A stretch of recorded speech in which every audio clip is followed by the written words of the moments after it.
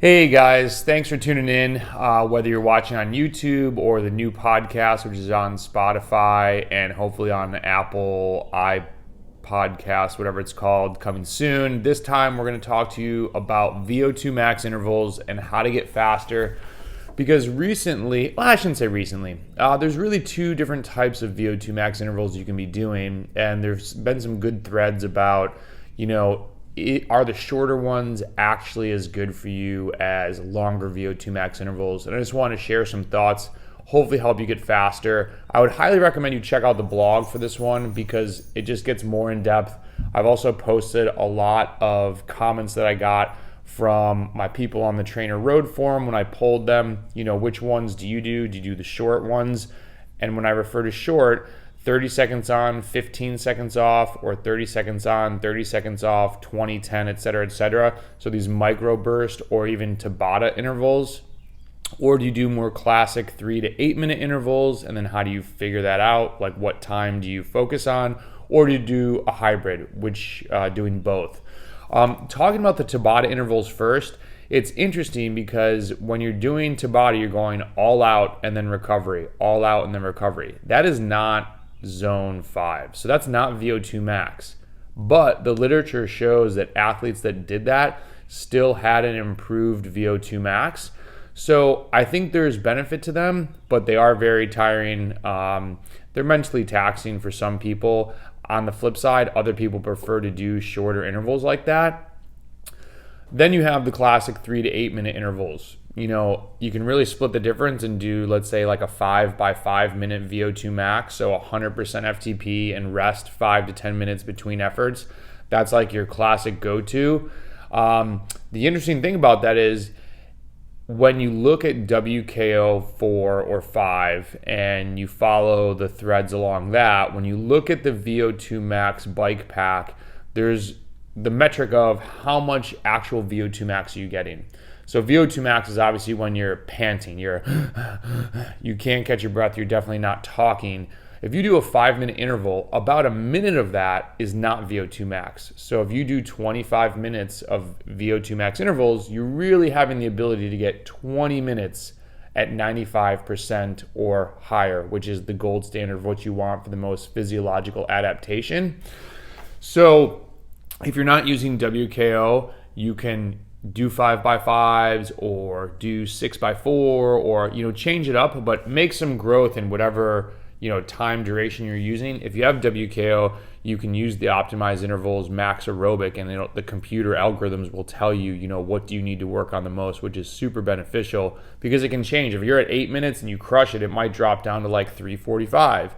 And then if you watch some Tim Cusick webinars, watts is the driver. If you go 5 by 4 and you can do it, you don't necessarily change the time. Sometimes you want to just add more watts. So you'd obviously be retesting, sometimes going out when you're fresh and crushing the hardest formats you could do. So check out the blog because I go more in depth on how to target those classic intervals.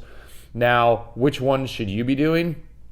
I think if you're a newer cyclist, going out and going for 4, 5, 6 minutes all out, truly all out so that you get the adaptation is very hard. Like you need to be dead at the end of this thing. You need to be waking up in the morning and fearing this workout.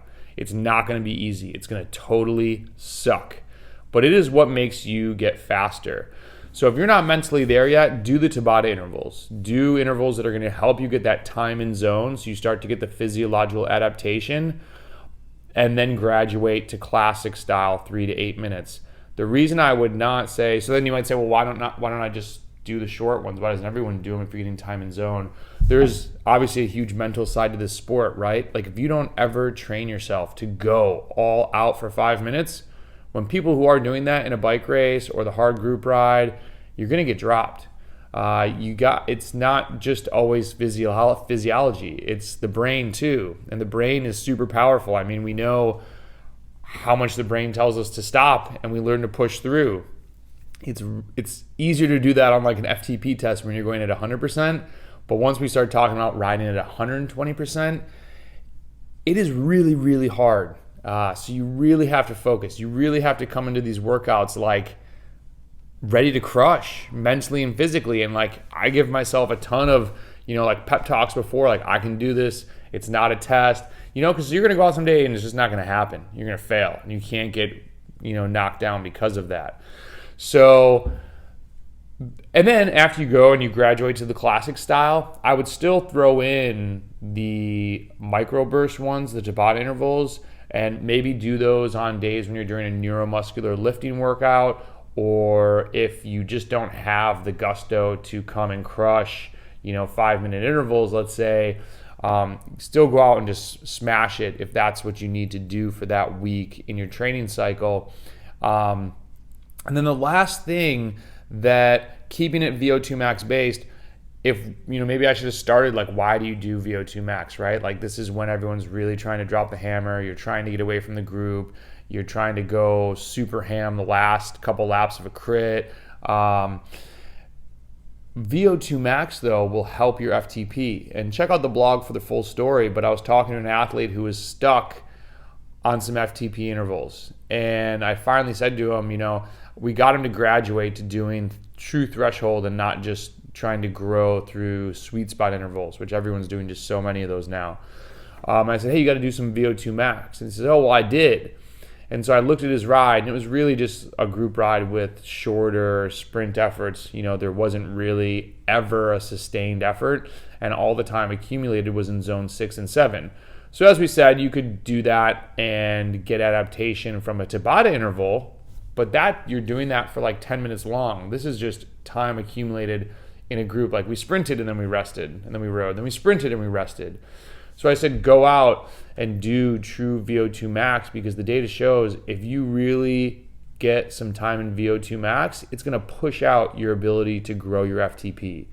So don't look at this as just going super hard for the sake of being able to go super hard in a race, being race specific. This will help you grow your overall engine.